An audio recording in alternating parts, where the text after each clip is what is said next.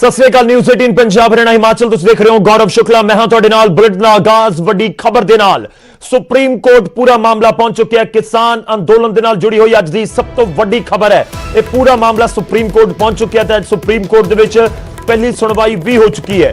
Supreme court ने मामले दे विच दखल दे के अगे कुछ सुझाव दिते ने ताकि पूरे मुद्दे नूं इस अंदोलन दे विचाले जो खिच्चोतान केंद्र ते किसानां दे विचाले चल रही है उसनूं सुलझाया जा सके। मामले दे हल दे लई कमेटी बनाउण दा प्रस्ताव सुप्रीम कोर्ट दे वल्लों रखिया गया है कि सारियां धिरां नूं शामिल करके एक कमेटी दा गठन किया जावे।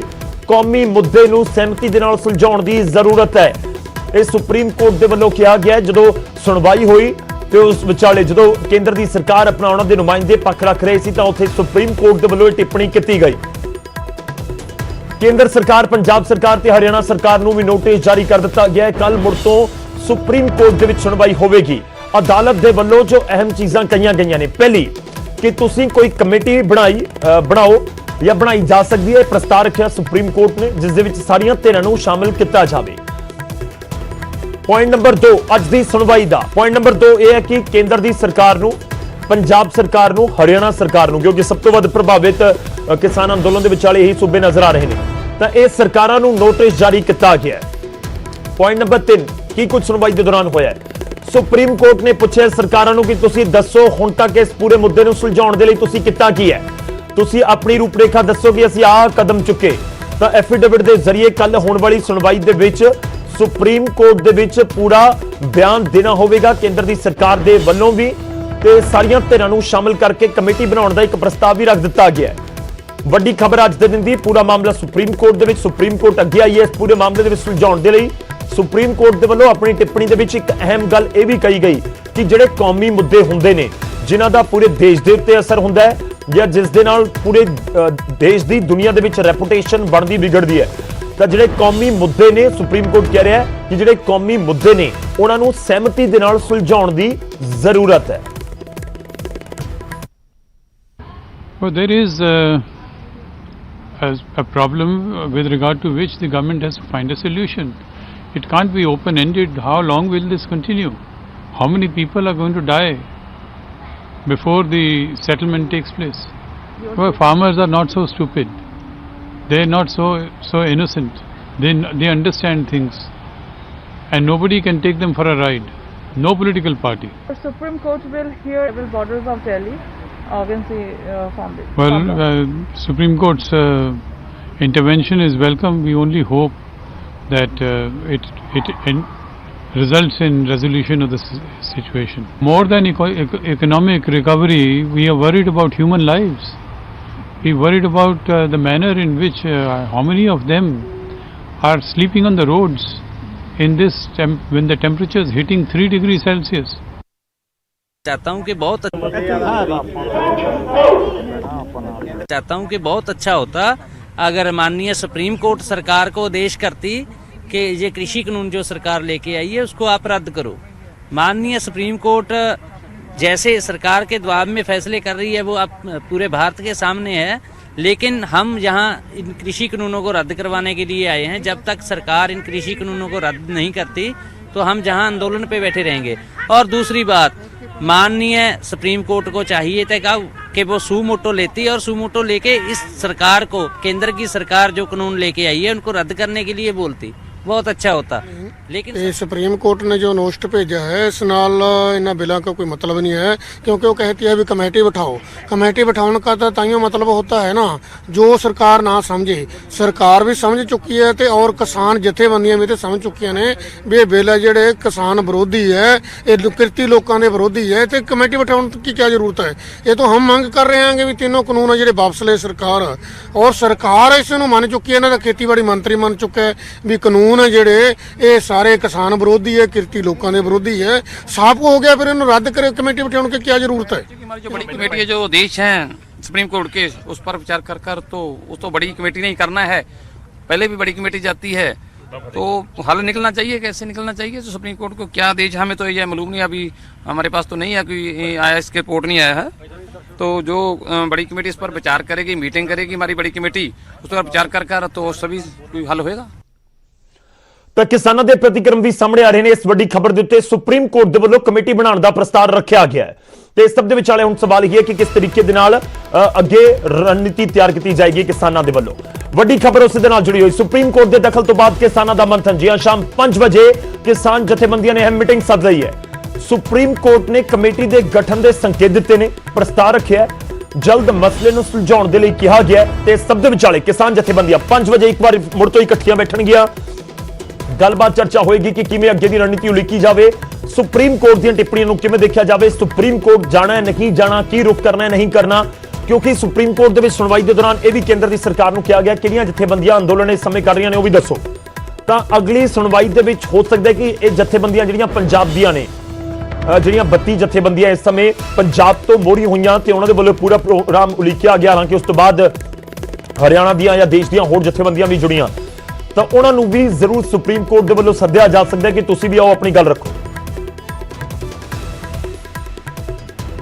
ਤਾਂ 5 ਵਜੇ ਮੀਟਿੰਗ, ਸਿੱਧਾ ਰੁਕ ਕਰਦੇ ਹਾਂ ਸਿੰਘੂ ਬਾਰਡਰ। ਵੱਡੀ ਖਬਰ ਦੇ ਉੱਤੇ ਸਾਡੇ ਸਹਿਯੋਗੀ ਵਿਜੇਪਾਲ ਬਰਾੜ ਤੇ ਪੰਕਜ ਕਪਾਹੀ ਲਗਾਤਾਰ ਸਾਡੇ ਨਾਲ ਨੇ। ਪਲ ਪਲ ਦੀ ਅਪਡੇਟ ਅਸੀਂ ਤੁਹਾਡੇ ਤੱਕ ਪਹੁੰਚਾਉਣ ਦੀ ਕੋਸ਼ਿਸ਼ ਕਰ ਰਹੇ ਹਾਂ ਇਸ ਕਿਸਾਨੀ ਅੰਦੋਲਨ ਦੇ ਨਾਲ ਜੁੜੀ ਹੋਈ ਸਿੰਘੂ ਬਾਰਡਰ ਤੋਂ ਵੀ। ਸਿੱਧਾ ਰੁਕ ਕਰਦੇ ਹਾਂ, ਵਿਜੇ ਸਾਡੇ ਸਹਿਯੋਗੀ ਸਾਡੇ ਨਾਲ ਨੇ। ਵਿਜੇਪਾਲ, ਕੀ ਕੁਝ ਤੁਹਾਡੇ ਕੋਲ ਇਸ ਸਮੇਂ ਜਾਣਕਾਰੀ, ਕਿਉਂਕਿ ਅਦਾਲਤ ਤੱਕ ਪੂਰਾ ਮਾਮਲਾ, ਅਦਾਲਤ ਦੇ ਵੱਲੋਂ ਕੁਝ ਸੁਝਾਅ ਤੇ ਸਭ ਦੇ ਵਿਚਾਲੇ ਹੁਣ ਕਿਸਾਨਾਂ ਦੇ ਉੱਤੇ ਨਜ਼ਰ ਕਿ ਕਿਸਾਨ ਅੱਗੇ ਕੀ ਰਣਨੀਤੀ ਬਣਾਉਂਦੇ ਨੇ। ਬਿਲਕੁਲ ਗੌਰਵ, ਜਿਸ ਤਰੀਕੇ ਨਾਲ ਕਿਹਾ ਜਾਵੇ ਤਾਂ ਪਿਛਲੇ ਜੇ 2-4 ਦਿਨ ਦੀ ਗੱਲ ਕਰੀਏ, 5 ਦਿਨ ਦੀ ਗੱਲ ਕਰੀਏ ਤਾਂ ਇੱਕ ਤਰੀਕੇ ਨਾਲ ਖੜੋਤ ਜਾਂ ਠਹਿਰਾਵ ਆ ਗਿਆ ਸੀ। ਇਹ ਸਮਝਿਆ ਜਾ ਰਿਹਾ ਸੀ ਕਿ ਹੁਣ ਗੱਲਬਾਤ ਕਿਵੇਂ ਅੱਗੇ ਵਧੂਗੀ, ਕਿਵੇਂ ਸੋਲੂਸ਼ਨ ਨਿਕਲੇਗਾ। ਅੱਜ ਸੁਪਰੀਮ ਕੋਰਟ ਦੀਆਂ ਟਿੱਪਣੀਆਂ ਤੋਂ ਬਾਅਦ ਇੱਕਦਮ ਫਿਰ ਵੱਡੇ ਪੱਧਰ ਤੇ ਚਰਚਾ ਸ਼ੁਰੂ ਹੋ ਗਈ ਹੈ। ਅੱਜ 5 ਵਜੇ ਮੀਟਿੰਗ ਸੱਦੀ ਹੈ ਕਿਸਾਨ ਜਥੇਬੰਦੀਆਂ ਨੇ। ਪਹਿਲਾਂ 4 ਵਜੇ ਮੀਟਿੰਗ ਸੱਦੀ ਗਈ ਸੀ ਔਰ ਹੁਣੇ ਇਹ ਮੈਸੇਜ ਆਇਆ ਕਿ ਉਸ ਮੀਟਿੰਗ ਨੂੰ 5 ਵਜੇ ਹੁਣ ਜਿਹੜਾ ਹੈ 1 ਘੰਟਾ ਲੇਟ ਕਰ ਦਿੱਤਾ ਗਿਆ ਹੈ। ਸਾਡੇ ਨਾਲ ਸਤਨਾਮ ਸਿੰਘ ਸਾਨੀ ਨੇ, ਦੁਆਬਾ ਕਿਸਾਨ ਯੂਨੀਅਨ ਦੇ ਜਨਰਲ ਸਕੱਤਰ ਨੇ, ਇਹਨਾਂ ਨਾਲ ਗੱਲਬਾਤ ਕਰਦੇ ਹਾਂ। ਸਾਨੀ ਸਾਹਿਬ, ਪਹਿਲਾਂ 4 ਵਜੇ ਦਾ ਸਮਾਂ ਸੀ, ਫਿਰ ਮੀਟਿੰਗ ਦਾ 5 ਵਜੇ ਦਾ ਕਰ ਦਿੱਤਾ ਗਿਆ। ਅੱਜ ਦੀ ਮੀਟਿੰਗ ਦੇ ਵਿੱਚ ਵਿਚਾਰ ਚਰਚਾ ਜਿਹੜੀ ਸੁਪਰੀਮ ਕੋਰਟ ਦੇ ਵਿੱਚ ਜੋ ਸੁਣਵਾਈ ਹੋਈ ਹੈ, ਜੋ ਟਿੱਪਣੀਆਂ ਹੋਈਆਂ ਹੈ, ਸਿਰਫ ਉਹਨਾਂ ਨੁਕਤਿਆਂ ਤੇ ਹੀ ਰਹੇਗੀ। ਦੇਖੋ, ਜਿਹੜਾ ਅੱਜ ਦੀ ਸਾਡੀ 5 ਵਜੇ ਸਾਰੀਆਂ ਕਿਸਾਨ ਜਥੇਬੰਦੀਆਂ ਦੀ ਮੀਟਿੰਗ ਹੋਣ ਜਾ ਰਹੀ ਹੈ, ਉਹਦੇ ਵਿੱਚ ਜਿਹੜਾ ਮਾਨਯੋਗ ਸੁਪਰੀਮ ਕੋਰਟ ਦੇਸ਼ ਦੀ ਉੱਚਤਮ ਨਿਆਲਿਆ, ਉਹਨਾਂ ਨੇ ਕੁਝ ਡਾਇਰੈਕਸ਼ਨ ਜਾਰੀ ਕੀਤੀਆਂ ਕੇਂਦਰ ਸਰਕਾਰ ਨੂੰ, ਪੰਜਾਬ ਤੇ ਹਰਿਆਣਾ ਸਰਕਾਰ ਨੂੰ। ਉਹਦੇ ਹੁਕਮਾਂ ਦੀ ਸਮੀਖਿਆ ਵੀ ਅਸੀਂ ਕਰਾਂਗੇ। ਜਿਹੜੇ ਮਾਨਯੋਗ ਸੁਪਰੀਮ ਕੋਰਟ ਨੂੰ ਅਸੀਂ ਅਪੀਲ ਵੀ ਕਰਾਂਗੇ ਨਿਮਰਤਾ ਸਹਿਤ, ਜਿਹੜੀ ਦੇਸ਼ ਦੀ ਸਰਵਉੱਚ ਅਦਾਲਤ ਨੂੰ ਅਪੀਲ ਵੀ ਕਰਾਂਗੇ ਕਿ ਕਿਸਾਨ ਅੱਤ ਦੇ ਸਖਤ ਹਾਲਾਤਾਂ ਵਿੱਚ ਅੰਦੋਲਨ ਕਰ ਰਿਹਾ। ਦੇਸ਼ ਦਾ ਕਿਸਾਨ ਇਹ ਵਿਆਪਕ ਜਨਤਕ ਅੰਦੋਲਨ ਆ। ਸਰਕਾਰ ਨੂੰ ਤੁਰੰਤ ਕੋਈ ਐਸੇ ਸਖਤ ਨਿਰਦੇਸ਼ ਦਿੱਤੇ ਜਾਣ ਕਿ ਤੁਰੰਤ ਜਿਹੜਾ ਇਮੀਡੀਏਟਲੀ ਆ ਕਿਸਾਨਾਂ ਦੇ ਇਸ ਅੰਦੋਲਨ ਦੇ ਬਾਰੇ ਹਮਦਰਦੀ ਪੂਰਵਕ ਵਿਚਾਰ ਕਰਕੇ ਮਸਲੇ ਦਾ ਹੱਲ। ਵੈਸੇ ਤੁਸੀਂ ਇਹਨਾਂ ਟਿੱਪਣੀਆਂ ਨੂੰ ਕਿਸ ਨਜ਼ਰੀਏ ਨਾਲ ਦੇਖਦੇ ਹੋ, ਜਿੰਨੀਆਂ ਵੀ ਟਿੱਪਣੀਆਂ ਅੱਜ ਸਾਹਮਣੇ ਆਈਆਂ ਸੁਣਵਾਈ? ਅਸੀਂ ਧੰਨਵਾਦ ਕਰਦੇ ਹਾਂ ਦੇਸ਼ ਦੀ ਜਿਹੜੀ ਮਾਨਯੋਗ ਸੁਪਰੀਮ ਕੋਰਟ ਦਾ ਧੰਨਵਾਦ ਵੀ ਕਰਦੇ ਹਾਂ ਕਿ ਦੇਸ਼ ਦਾ ਕਿਸਾਨ ਅੰਦੋਲਨ ਲੜ ਰਿਹਾ। ਸਰਕਾਰ ਦਾ ਕਾਫੀ ਨਿਰਦਈ ਰਵੱਈਆ ਰਿਹਾ ਪਿਛਲੇ 3 ਮਹੀਨੇ ਤੋਂ। ਸਰਕਾਰ ਨੇ ਇਹਨੂੰ ਅਣਗੌਲਿਆਂ ਵੀ ਕੀਤਾ ਤੇ ਇਹਨੂੰ ਬਦਨਾਮ ਵੀ ਕੀਤਾ। ਦੇਸ਼ ਦਾ ਬੇਮਿਸਾਲ ਹੰਗਾਰਾ ਸਾਰੇ ਦੇਸ਼ ਚੋਂ ਮਿਲ ਰਿਹਾ। ਇਹ ਹੁਣ ਸਾਰੇ ਦੇਸ਼ ਦਾ ਦੇਸ਼ ਵਿਆਪੀ ਅੰਦੋਲਨ ਹੋ ਗਿਆ। ਅਸੀਂ ਮਾਨਯੋਗ ਸੁਪਰੀਮ ਕੋਰਟ ਨੂੰ ਅਪੀਲ ਕਰਦੇ ਹਾਂ ਕਿ ਇਹਦੇ ਤੇ ਟਾਈਮ ਬੋਰਡ ਜੋ ਸਰਕਾਰ ਨੂੰ ਖੁੱਲਾ ਸਮਾਂ ਨਹੀਂ ਦੇਣਾ ਚਾਹੀਦਾ। ਕਿਸਾਨ ਸੜਕਾਂ ਤੇ ਰੁਲ ਰਿਹਾ, ਰੋਜ਼ਾਨਾ ਸਾਡੇ 1, 2, 3 ਕਿਸਾਨਾਂ ਦੀ ਮੌਤ ਹੋ ਰਹੀ ਹੈ। ਸਰਕਾਰ ਇਮੀਡੀਏਟਲੀ ਇਹਨੂੰ ਸਰਕਾਰ ਨੂੰ ਟਾਈਮ ਬਾਉਂਡ ਕੀਤਾ ਜਾਵੇ। ਪੰਜਾਬ ਤੇ ਹਰਿਆਣਾ ਗਵਰਨਮੈਂਟਾਂ ਨੂੰ ਅਸੀਂ ਅਪੀਲ ਕਰਦੇ ਹਾਂ ਕਿ ਉਹ ਆਪਣਾ ਸਖਤ ਸਟੈਂਡ ਲੈਣ ਇਸ ਮਸਲੇ ਤੇ। ਠੀਕ ਹੈ, ਤਾਂ ਗੌਰਵ, ਫਿਲਹਾਲ ਇਹੀ ਹੈ ਕਿ ਸਵਾਗਤ ਕੀਤਾ ਜਾ ਰਿਹਾ ਜਿਹੜੀਆਂ ਟਿੱਪਣੀਆਂ ਅੱਜ ਹੋਈਆਂ ਨੇ। ਸਿਰਫ ਟਾਈਮ ਬਾਉਂਡ ਕਿਸਾਨ ਚਾਹੁੰਦੇ ਨੇ ਕਿ ਜੋ ਕੁਝ ਵੀ ਸੁਣਵਾਈ 'ਚ ਹੋਵੇ ਜਾਂ ਨਿਕਲ ਕੇ ਸਾਹਮਣੇ ਆਵੇ ਉਹ ਇੱਕ ਟਾਈਮ ਬਾਉਂਡ ਹੋਵੇ, ਉਸ ਨੂੰ ਲਮਕਾਇਆ ਨਾ ਜਾਵੇ। ਬਾਕੀ 5 ਵਜੇ ਦੀ ਅੱਜ ਮੀਟਿੰਗ ਹੋ ਰਹੀ ਹੈ, ਉਸ ਚੀਜ਼ ਨਾਲ ਨੁਕਤਿਆਂ ਤੇ ਵਿਚਾਰ ਚਰਚਾ ਹੋਣੀ। ਕਿਸਾਨਾਂ ਦੇ ਨਾਲ ਗੱਲਬਾਤ ਕਰਨ ਦੀ ਕੋਸ਼ਿਸ਼ ਹੋਏਗੀ। ਸਾਡੇ ਨਾਲ ਸਾਡੇ ਸਹਿਯੋਗੀ ਸੁਸ਼ੀਲ ਪਾਂਡੇ ਜੁੜ ਰਹੇ ਨੇ। ਸੁप्रीम कोर्ट ਦੇ ਵਿੱਚ जो सुनवाई हुई पूरी जानकारी उन्होंने कोल है। सुशील, आपसे समझना चाहेंगे विस्तार से, एक बार बताइए कि क्या कुछ आज की सुनवाई में हुआ है और कौन कौन से पक्ष हैं जिनको नोटिस किया गया है सुप्रीम कोर्ट की तरफ से। कल की सुनवाई में क्या वो पेश होंगे, पेश होने का आदेश दिया, क्या कुछ हुआ है आज की सुनवाई में? आज देखिए, पूरी जो याचिका थी वो 3 याचिका थी, जिसमें साफ तौर से ये मांग की गई थी कि किसान बैठ के आंदोलन कर रहे हैं उनको फिलहाल उस जगह से हटाया जाए। दूसरी याचिका ये थी कि किसानों की जो मांग है उसको मानने के लिए सुप्रीम कोर्ट निर्देश दे सरकार को, ताकि बैठ के आपस में बातचीत करें। और तीसरा ये कि उन किसानों को एक उचित जगह पर बैठाया जाए जहां से जो कोविड का फिलहाल जो केंद्र सरकार का निर्देश है उसका पालन किया जा सके। फिलहाल इस पूरे मामले में सुप्रीम कोर्ट में सुनवाई के के दौरान केंद्र सरकार से सवाल चीफ जस्टिस ऑफ इंडिया ने ये किया कि आखिर किन लोगों ने फिलहाल रोड ब्लॉक कर रखा है। इस पर केंद्र सरकार की तरफ से यह बताया गया कि किसानों के द्वारा जो तमाम दिल्ली के बॉर्डर्स हैं उसको जाम किया गया है।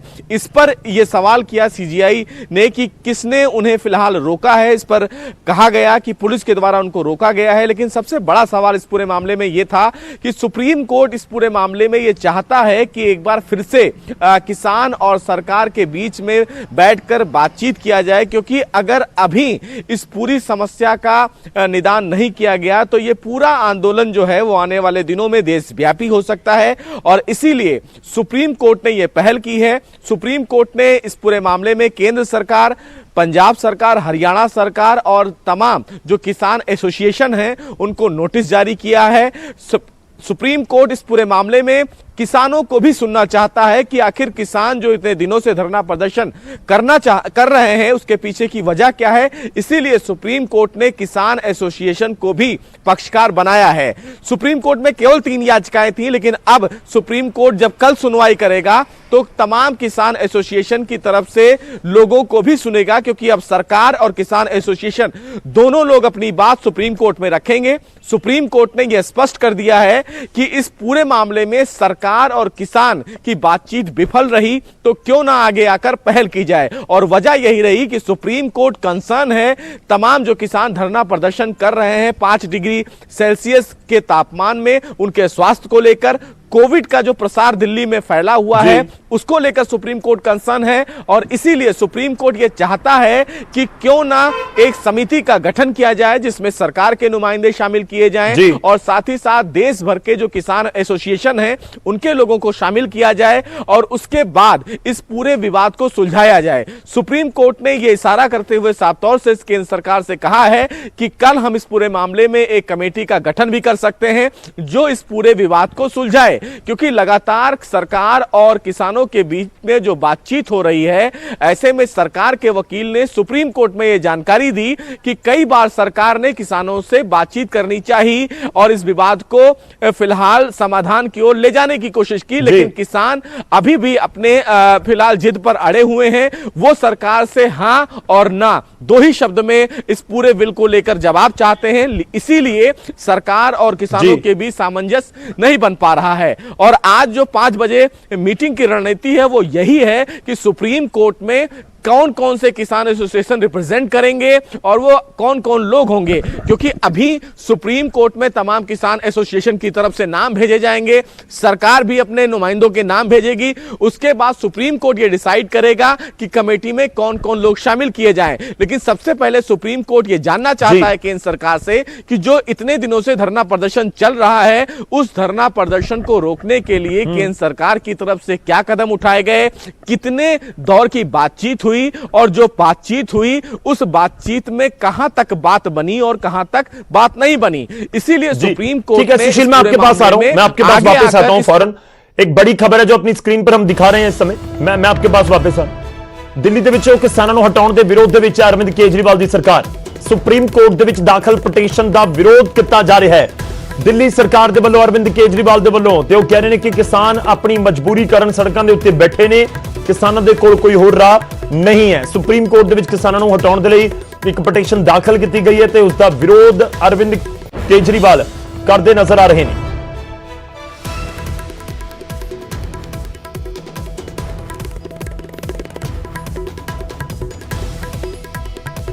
ਤਾਂ ਅਸੀਂ ਰੁਕ ਕਰਦੇ ਇਸ ਵੱਡੀ ਖਬਰ ਦੇ ਉੱਤੇ ਬਣੇ ਹੋਏ ਆ। ਸਭ ਦੇ ਵਿਚਾਲੇ ਕੇਂਦਰੀ ਕੈਬਨਿਟ ਦੀ ਬੈਠਕ ਤੇ ਉਸ ਬੈਠਕ ਤੋਂ ਬਾਅਦ ਪ੍ਰਕਾਸ਼ ਜਾਵੜੇਕਰ ਇਸ ਸਮੇਂ ਮੀਡੀਆ ਦੇ ਮੁਖਾਤਿਬ ਹੋ ਰਹੇ ਨੇ। ਸਿੱਧਾ ਉਹਨਾਂ ਦੀ ਪ੍ਰੈਸ ਕਾਨਫਰੰਸ ਦਾ ਰੁਕ ਕਰਦੇ ਹਾਂ।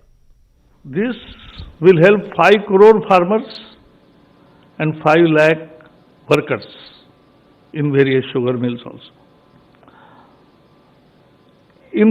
Farmers will get 3 credits in his accounts. First, within 1 week he will get 5,361 crore rupees, which were already declared, part of subsidies which were already declared. This week they will get the money of it. 18,000 crore rupees of export earnings will also be credited to their accounts to the extent of their dues receivables, and also 3,500 crore rupees, the subsidy which has been decided today. So this will help farmers a lot. Sugarcane farmers will get a very good and important relief. As far as northeastern states are concerned, Assam, Meghalaya, Manipur, Mizoram, Nagaland and Tripura, the power grid is consolidating the transmission and distribution networks of all these states with 2,100 kilometers of new transmission lines, 2,000 kilometers of new distribution lines, many substations. This will help more availability and quality of power supply in all these states. Therefore, it will be more demand for power, there will be more industries coming up, agriculture production also will get assured electricity, and IT and other sectors also can flourish. So we hope that this will be one major booster for the overall economic development of northeastern states. This is a central sector scheme and is implemented by Power Grid Corporation. And therefore, these two decisions will help people, sugarcane farmers and northeast people. So these are the two decisions. Now the remaining and very important decision is about spectrum auction and a decision taken by the Cabinet Committee on Security regarding communication. Ravi Shankar Prasad will narrate you. Thank you.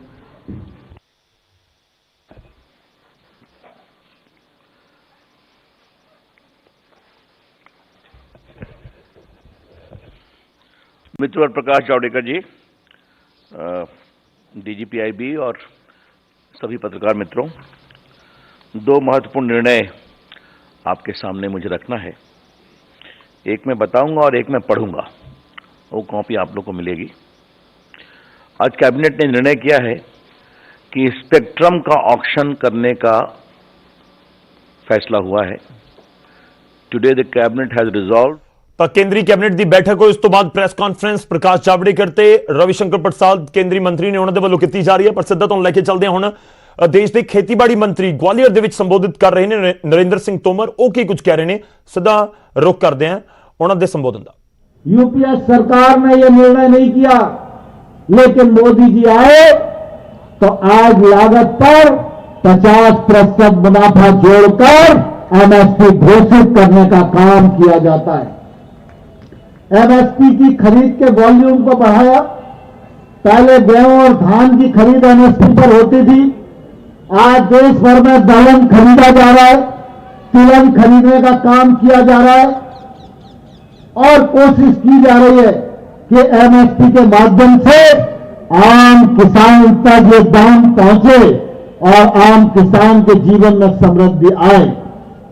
देश में 86% छोटे किसान हैं। छोटे किसान का रकबा छोटा है, उसके पास निवेश करने के लिए पैसा नहीं है और दूसरा कोई निवेशक उसके पास जाता नहीं है। और इसलिए नरेंद्र मोदी जी ने कहा कि अगर 86% किसान जो छोटा किसान है, अगर उसकी ताकत नहीं बढ़ेगी तो देश की ताकत नहीं बढ़ेगी। और इसलिए मोदी जी ने 10,000 एफपीओ बनाने का कार्यक्रम प्रारंभ किया। इस पर हम लोग 6,850 करोड़ रुपया एफपीओ के लिए एक तरफा केंद्र सरकार खर्च करने वाली है। एक एफपीओ में 300 लोग होंगे। थोड़ी देर के लिए मान लें छोटा किसान 5 बीघा का है तो 5 बीघा का रकबा उसका बहुत छोटा है, वह कोई बड़ी रिस्क नहीं ले सकता। लेकिन अगर एक एफपीओ में 300 किसान जुड़ जाएंगे तो 5-5 बीघा के 300 किसान होंगे तो उनकी खेती का रकबा 1,500 बीघा का हो जाएगा। 1,500 बीघा पर जब वो एक साथ मिलकर खेती करेंगे, एक प्रकार का बीज डालेंगे, एक साथ खाद डालेंगे, एक साथ पेस्टिसाइड उपयोग करेंगे, तो एक जैसी फसल पैदा होगी और वो फसल का वॉल्यूम ज्यादा होगा, उनकी बार्गेनिंग कैपेसिटी होगी और इसके कारण वो कहीं भी जहां अच्छा दाम मिलेगा वहां अपने उत्पादन को बेच सकेंगे। एग्रीकल्चर के क्षेत्र में बड़े गैप्स बाकी है, जो अधोसंरचनाएं वो गांव में नहीं है।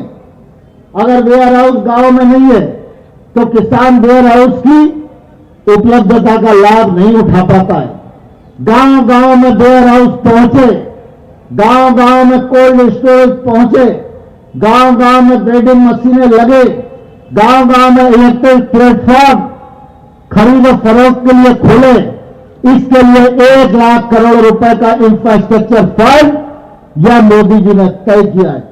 और सिर्फ खेती के क्षेत्र में ही नहीं, खेती से संबंधित चाहे वो फिशरीज का मामला हो, फिशरीज के लिए 20,000 करोड़, पशुपालन के लिए 15,000 करोड़, 4,000 करोड़ हर्बल खेती के लिए, खाद प्रसंस्करण के लिए 10,000 करोड़, मधुमक्खी पालन के लिए 500 करोड़, कुल मिलाकर 1.5 लाख करोड़ का पैकेज खेती और संबंधित कामों के लिए, जिससे कि गैप्स को भरा जाए और हमारा किसान एक उन्नत किसान के रूप में खड़ा हो सके। इन सारी चीजों को एक साथ उपयोग किया जाए, क्रियान्वित किया जाए, लेकिन जब तक कानूनी बंधन नहीं टूटेंगे तब तक इनका लाभ किसान को नहीं मिल सकता। और इसलिए ट्रेड और कॉमर्स के लिए कानून बनाया गया, क्रॉस कॉन्ट्रैक्ट के लिए कानून बनाया गया और एसेंशियल कमोडिटी एक्ट में संशोधन किया गया। मुझे बहुत दुर्भाग्य के साथ कहना पड़ता है कि जो कांग्रेस 2019 में अपने मैनिफेस्टो में कह रही थी कि हम ट्रेड के लिए इस प्रकार का कानून बनाएंगे जिससे अंतर्राज्यीय व्यापार को बढ़ावा मिले, एपीएमसी कानून को खत्म करेंगे, बिना टैक्स के खरीद फरोख्त हुए इसको शुरू करेंगे, कॉन्ट्रैक्ट फार्मिंग को प्रोत्साहित करेंगे और तो और उन्होंने कहा था एसेंशियल कमोडिटी एक्ट को पूरी तरह समाप्त कर देंगे। लेकिन आज जब नरेंद्र मोदी जी इस कानून को लाने का साहस कर पाए, सारे देश ने इसका स्वागत किया, सारी दुनिया ने इसका स्वागत किया, सब तरफ इस एक्ट का उपयोग हो रहा है और सब किसान इसका उपयोग करने के लिए लालायित और उत्सुक हैं। जब से आंदोलन की शुरुआत हुई है तब से लगातार तमिलनाडु, केरला, महाराष्ट्र, कर्नाटक, तेलंगाना, आंध्रा सभी राज्यों से बहुत सारे किसान, बहुत सारे नौजवान जो खेती के क्षेत्र में काम कर रहे हैं वो मुझे आकर मिलते हैं और कहते हैं कि दबाव और प्रभाव में इन कानूनों में कोई संशोधन मत करिएगा। यही कानून आने वाले कल में किसान की तकदीर भी बदलेंगे और भारत की तस्वीर भी बदलेंगे। लेकिन दुर्भाग्य के साथ कहना पड़ता है, देश का एक क्षेत्र, पंजाब का सूबा, जहां कुछ लोगों ने किसानों के भीतर गलतफहमियां क्रिएट कर दी हैं और किसान आंदोलन के लिए आ खड़े हुए। भारत सरकार किसान के प्रति संवेदनशील है, भारत सरकार किसान का सम्मान करती है, भारत सरकार किसान के जीवन में समृद्धि लाना चाहती है और हमारे प्रधानमंत्री गांव और गरीब किसान के प्रति पूरी तरह प्रतिबद्ध और समर्पित हैं। और इसलिए आप सबने देखा होगा पिछले दिनों हमने किसानों के प्रतिनिधियों को किसान मानकर ही उनसे चर्चा की। यदि कई लोगों ने हमको कहा कि इनमें फला लोग हैं, लेकिन सरकार की नीयत पवित्र थी, क्योंकि हमारा नेता पवित्र है और हमारा नेता पवित्रता से देश को आगे बढ़ाने का काम कर रहा है। नेता पवित्र है, नीति भी पवित्र है और सरकार की नीयत भी पवित्र है। और इसलिए हम किसानों से लगातार बात कर रहे थे कि आप कानून में वो पॉइंट बताओ जिससे किसान को नुकसान हो सकता है, लेकिन कहीं ना कहीं चर्चा दिग्भ्रमित हो जाती थी। लेकिन दुर्भाग्य के साथ मुझे कहना पड़ रहा है कि जब मीडिया के माध्यम से ये सारी बातें सामने आई कि वहां पर वामपंथी लोग मिलकर इस आंदोलन को दुरुपयोग करके किसानों के कंधे पर बंदूक रखकर चलाना चाहते हैं और वो मोदी सरकार को झुकाने का एक असफल प्रयत्न करने का सपना देख रहे हैं।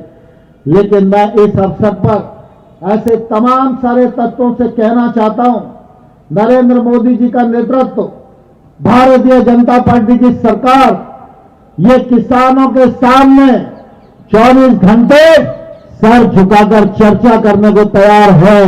लेकिन कोई भी अगर गलत इरादे से नरेंद्र मोदी की छवि को धूमिल करेगा तो यह सरकार जवाब देने को भी तैयार है।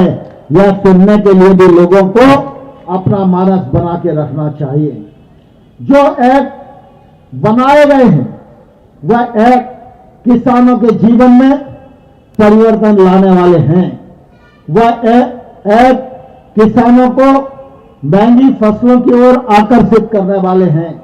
इन कानूनों के माध्यम से किसान के पास टेक्नोलॉजी पहुंचेगी। इन कानूनों के माध्यम से किसानों के पास प्रोसेसर पहुंचेंगे, एक्सपोर्टर पहुंचेंगे और किसान वैश्विक मानकों के अनुसार खेती कर सकेगा।